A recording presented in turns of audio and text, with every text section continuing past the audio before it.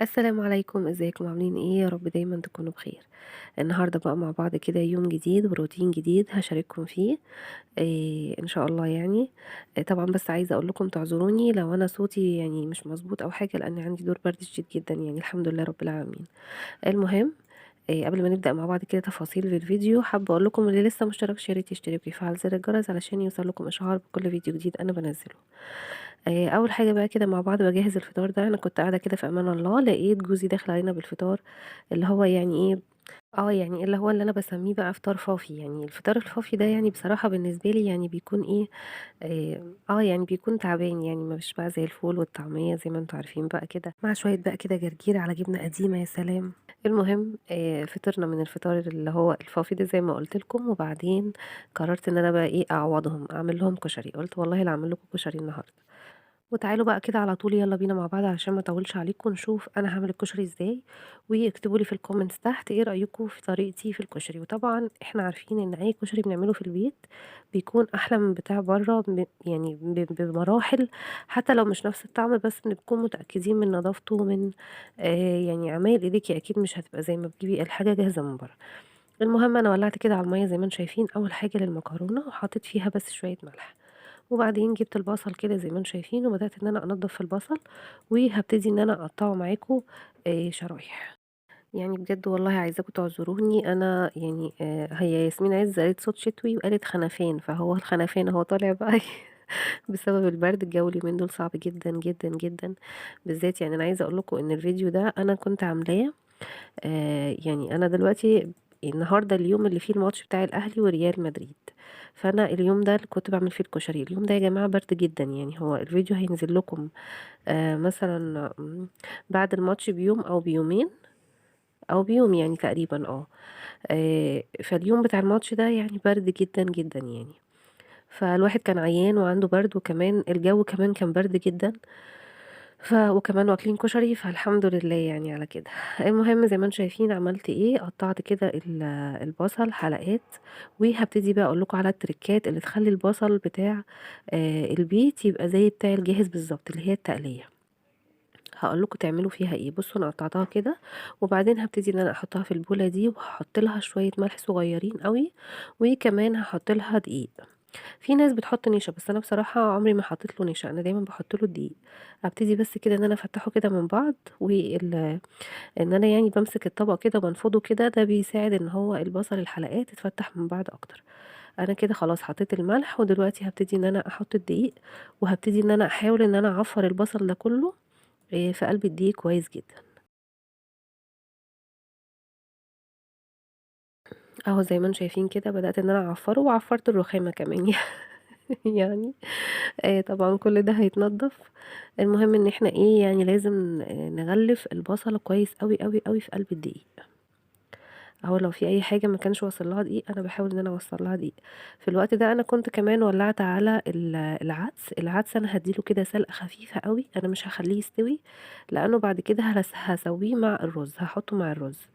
فولّعت على العدس وسِبته إن هو كده إيه، يعني ياخد كده غلوة خفيفة، وكانت المَيّة بتاعة المكرونة غليت، وبدأت كمان إن أنا أنزّل فيها بالمكرونة الاسباجيتي، وكمان بعد كده هابتدي إن أنا أحط عليها يعني حوالي أكتر من ربع كيلو، إنه الكيس ده نُص كيلو، هابتدي إن أنا أحط أكتر من ربع كيلو مكرونة من المقصوصة.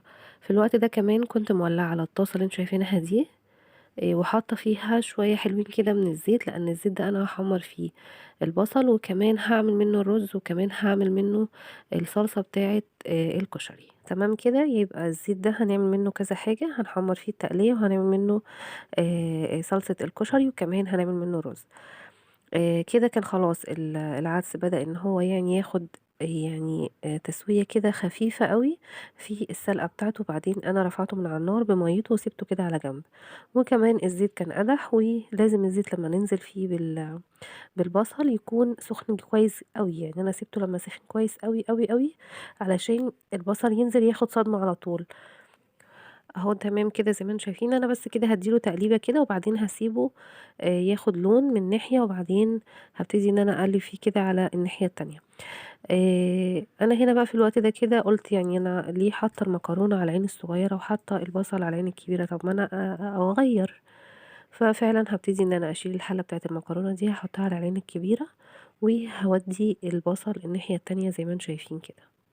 طبعًا المكرونة زي ما إحنا عارفين هي مش هتاخد معايا وقت، وعلى ما المكرونة ما تتسلق والبصل ما يبتدي ياخد التحميرة بتاعته، هنشوف هنعمل إيه مع بعض. طيب أنا بقى في الوقت ده عملت إيه، على ما المكرونة تبتدي إن هي تاخد سلقتها والبصل إن هو يتحمّر، التقلية إن هي تتحمّر، جِبت كده حوالي نُص كيلو طماطم أو أزيد شوية، وغسلتهم وقطّعتهم وحطيتهم في الخلاط، زوّدت عليهم شوية مَيّة صغيّرين، وهابتدي إن أنا أضربهم كويس جدًا، جدًا، جدًا في الخلاط. أنا مش هاصفّي الطماطم دي، فعلشان كده هاضربها كذا ضربة علشان ما يكونش فيها يعني قشور أو حاجة زي كده.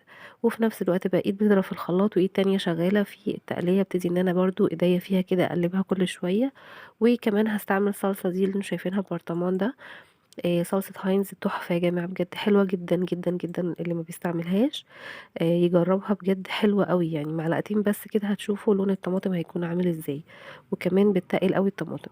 طبعًا الخلاط زي ما أنتم شايفين شغّال كده على الطماطم، في الوقت ده أنا باشوف المكرونة السِّوا بتاعها كده راح بينا لحد فين، وكمان باشوف التقلية زي ما أنتم شايفين، شايفين منظرها عامل إزاي، لونها دهبي، القرمشة بتاعتها بقى يعني مش قادرة أقول لكم خرافة.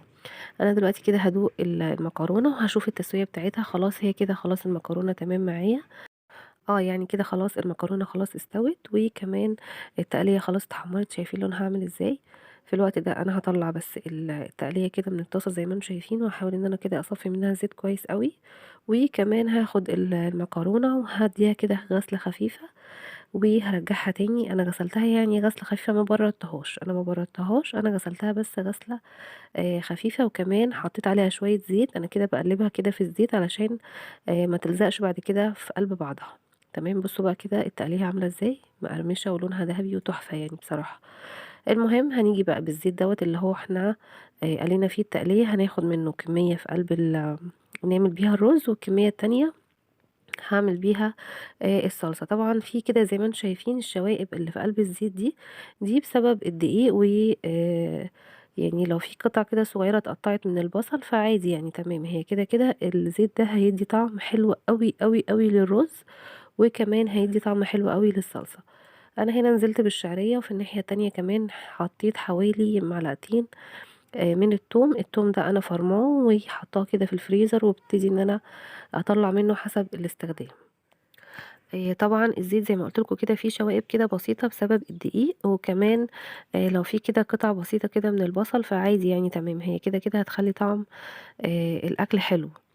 المهم يعني زي ما إحنا عارفين أصلًا أكلة الكشري زي ما يعني كلنا عارفين إن هي بتعمل مواعين كتير ودربكة، بس ما فيش في حلاوتها يعني، كمان في الجو اللي إحنا فيه ده بجد الواحد بيحب جدًا، جدًا يعمل كشري أو عدس أو بصارة، الأكلات دي تحس كده إن هي بتدفّي. زمان كنا بنقول على الأكلات دي أكلات اقتصادية، ده زمان يعني، لكن دلوقتي ما فيش حاجة اسمها أكل اقتصادي، يعني الأكلة أهي إحنا عاملينها أكلة كشري عادية جدًا، ما فيهاش ولا لحوم ولا فراخ، و ما فيهاش أي حاجة اسمها اقتصادية، يعني طماطم بقد كده، الرز بقد كده، الشعرية، المكرونة، كل حاجة، العدس نفسه، كل حاجة ليها سعر يعني ما شاء الله إيه، الدنيا عمّالة ترفع وإحنا مش عارفين رايحين لفين. المهم زي ما أنتم شايفين حطيت الرز على الشعرية بعد أمّا خدت اللون اللي هو الدهبي اللي أنتم شايفينه ده، وكمان حطيت الملح والعدس صفّيته وحطيته عليهم. كده كل حاجة هتستوي مع بعض. العدس يا جماعة لازم ندّي له سلقة كده خفيفة علشان السِّوَى بتاعه يبقى كامل مع الرز، لو حطيناه على طول من غير ما ندّي له سلقة مش هيستوي، الرز هيستوي وهو مش هيستوي. تمام، فلازم ندّي له سلقة كده خفيفة وبعدين نحطه مع الرز، وكمان حطيت عليهم كده مَيّة من الكاتل تكون مَيّة سخنة، استنيت لمّا الرز كده بدأ يتشرّب وبعدين هابتدي إن أنا أغطيه معاكم. هنا بقى في الناحية التانية بتاعة الطماطم، حمّرت زي ما أنتم شُفتوا كده التوم في قلب البصل بتاع التقلية، وبعدين نزلت بالطماطم اللي أنا عصرتها، وكمان حطيت معلقتين كبار أو 3 تقريبًا من صلصة هاينز، وكمان حطيت ملح، فلفل أسود، كمون، هاحط كمان مرق دجاج مكعبين من مرق الدجاج، علشان مرق الدجاج في قلب الصلصة بتاعة الكشري بتدّيها طعم روعة، يعني بجد بتدّيها طعم حلو جدًا، جدًا، جدًا، فهاحط مكعبين مش هاحط مكعب واحد. أنا حطيت الملح قليل شوية علشان مرقة الدجاج أصلًا بتكون مالحة، فأنا حطيت كده زي ما أنتم شايفين ملح قليل وحطيت مكعبين. وزي ما انتم شايفين كده برضو نقلت الرز هنا كده على عين صغيرة علشان انا معليه بس كده عليه في الاول شوية، وبعدين هستنى يعني يبتدي ان هو يعني احس ان هو بدأ يفور كده من كل الجناب او الجوانب، وههدي النار خالص وهغطيه واسيبه يتشرب بقى براحته. دلوقتي هنا كده على صلصة الطماطم دي كمان حبيت ان انا اخليها تبقى حمرا شوية كمان، فحطيت لها بابريكا. البابريكا كمان غير ان هي بتديها لون حلو كمان بتخلي طعمها حلو، وهقلبها كده تقلبتين وهسيبها بقى ايه تتقل كده مع نفسها. طيب كشري يعني ايه بقى؟ يعني دقة، لازم نعمل دقة مع الكشري. انا كان نفسي والله اعمل كمان حمص، بس للاسف ما كانش متوفر عندي، فقلت بقى الحمص ده ايه يبقى في يوم تاني. فزي ما انتم شايفين كده كل حاجة تمام، ادي الرز اهو بيتشرب، والمكرونة خلاص احنا طافينا عليها من بدري، وكمان الصلصة انا نقلتها على عين تانية. دلوقتي هنعمل بقى الدقة. عندي كده بقى حلة على النار، حطيت فيها شوية مية وملح ودي كزبرة ناشفة، وكمان هحط لها كمون، وكمان هحط لها بابريكا علشان انا كمان عايزه لونها ما يبقاش فاتح، عايزاها تبقى غامقه شويه. احنا عندنا بنحب الدقه بتاعه الكشري تبقى لونها احمر، فانا هخليها لونها احمر بس هتبقى افتح من الصلصه طبعا. كمان حطيت لها زي ما انتم شايفين الكمون، وكمان حطيت لها الثوم. هنضيف لها ايه كمان؟ هحط لها طبعا خل، دقه لازم لا غنى عنها طبعا، الخل لا غنى عنه. فكمان حطيت لها خل، وكمان هبتدي دلوقتي ان انا اضيف لها معاكم ليمونتين كبار.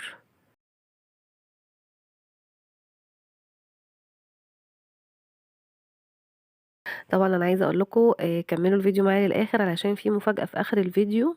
عندي محمد ابني بيحب دايما ينتقد الاكل، او بلاش ينتقد، يعني هو بيحب برضو يقيم الاكل، فهيقول لي رايه في الكشري ايه النهارده وكملوا معايا الفيديو للاخر علشان نشوفوا محمد هيقول لي ايه. كده خلاص انا عصرت كل الليمون اللي معايا، وهسيب الدقه دي لما تغلي كده تاخد لها فرتين، وكده خلاص هي تبقى تمام معايا. كمان زي ما انتم شايفين كده زودت عليها معلقتين كبار من صلصة الطماطم اللي احنا عملناها مع بعض علشان تطعم كده منها، وكمان تاخد اللون الأحمر اللي انتم شايفينه ده. كده خلاص الرز كده خلاص استوى معايا، بصوا منظره عامل ازاي، مفلفل، طعمه كان تحفة. انا مش مزودة للرز اي اضافات يا جماعة، انا حاطة على الرز ملح بس. يعني هي الرز ما تفتكسيش فيه، هو بيتحط له ملح بس. انتي لو هتحطي اي بهارات او اي حاجة انتي عايزة تحطيها بتحطيها على الصلصة، هي اللي بتطعم لك الكشري. لكن الرز ما بتحطيش عليه اي حاجة طبعا، ولا المكرونة، يعني هي الرز ملح المكرونة كمان ملح. هو الشغل كله بيبقى في الصلصة بتاعة الكشري، وهي دي اللي بتخلي طعم الكشري حلو. ويا سلام بقى زي ما بقول لكم لو كان في حمص، بس للاسف ما كانش عندي. انا هنا بدأت بقى كده ان انا اظبط الاطباق بتاعتنا اللي احنا هناكل فيها. زي ما انتم شايفين كده حطيت الرز، وبعدين هنبتدي بقى كده ان احنا نحط على الوش كده بقى المكرونة بتاعتنا الجميلة دي. وكمان هبتدي ان انا اظبط كده الاطباق بقى، واحط الصلصة واحط التقلية بتاعتنا. وطبعا حابين بقى ممكن تقدموا جنبه يعني انا ساعات بحب ان انا اقطع جنب الكشري طماطم، يعني رش عليها كده شوية ملح وشوية كمون، وممكن احط جنبها مخلل. انا النهارده بس عشان يعني لهوجتي في التصوير وكده ما حطيتش عليها حاجه خالص. بصوا بقى الصلصه تحفه يعني بجد، بصوا لونها عامل ازاي، اللون ده بسبب صلصه هاينز يا جماعه، تحفه تحفه تحفه بجد، جربوها. اكيد يعني اللي جربها عارف اللي انا بقوله.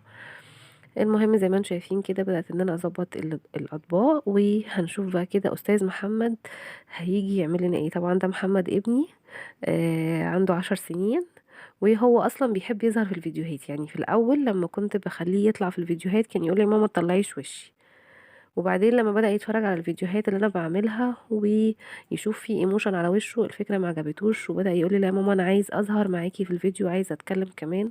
انا بقى ايه عندي يعني الحمد لله ربنا كرمني وعندي قناة، فقلت اديله بقى ادي للراجل فرصته ان هو يعني يظهر وايه ويقول اللي هو عايزه تمام. فالنهارده زي ما انتم شايفين كده احنا خلاص خلصنا بقى الكشري مع بعض، وكمان حطيت الدقه والصلصه وظبطت الاطباق، وهبتدي كمان دلوقتي هزين كده الوش بالتقليه اللي احنا عاملينها. على فكره التقليه دي كانت يعني في منتهى الجمال بجد، زي بتاعت بره بالظبط. بصوا بقى الجمال يا سلام، يعني حاجة كده ايه احلى مليون مرة من الكشري اللي هتجيبيه من بره. كده خلاص احنا خلصنا كده مع بعض، وكمان ظبطت الاكل خلاص هطلعه بقى على بره. بس قبل ما اطلعه طبعا استاذ محمد لازم زي ما قلت لكم هيقيم لنا الكشري بتاعنا النهارده، وهيقول رأيه فيه ايه. هنا بقى انا بناديله بقول له يلا محمد تعالى علشان خاطر تشوف الكشري وتقول لي رأيك فيه إيه. طبعا هو واقف بقى يدخل الأول سرح شعره زي ما انتم شايفين كده، ويظبط نفسه ويجي بقى ايه عشان خاطر هيطلع في التلفزيون. هو بالنسبة له ده كده هو هيطلع في التلفزيون. فانا حطيت كده قلت له اكلك انت واكلك ولا تاكل انت؟ قال لي لا يا ماما انت ايه دوقيني وانا هقول لك رأيي. فهبتدي دلوقتي ان انا اكله وايه وهيقول لي رايه. هو هيعقب على حاجتين، هيقول لي يا ماما هو الكشري مالح شويه وحاسس ان هو حرق. حرق منين يا ابني؟ انا اصلا ما حطيتش شطه. فانا هقول له ازاي يعني انا ما حطيتش شطه يا حبيبي؟ ازاي هو حرق؟ المهم هو هيدوقه في الاخر هيعمل لكم. هقول له انا هنا بقول له انت جاهز؟ قال لي اه انا جاهز. فهيدوق وهيقول لكم رايه دلوقتي. هيعمل لكم يعني بايده كده علامة اللايك، بس هو هيعقب الراجل يعني هيقول لي ان هو زي ما قلت لكم كده بصوا. هو بيتذوق اهو. فبقول له خد واحدة كمان علشان خاطر ايه تتأكد كده من الطعم اللي انت عايز تقوله. فهياخد كمان معلقة، وبعدين هيبتدي بقى ان هو يقول لي رأيه. احنا كده في لجنة تحكيم.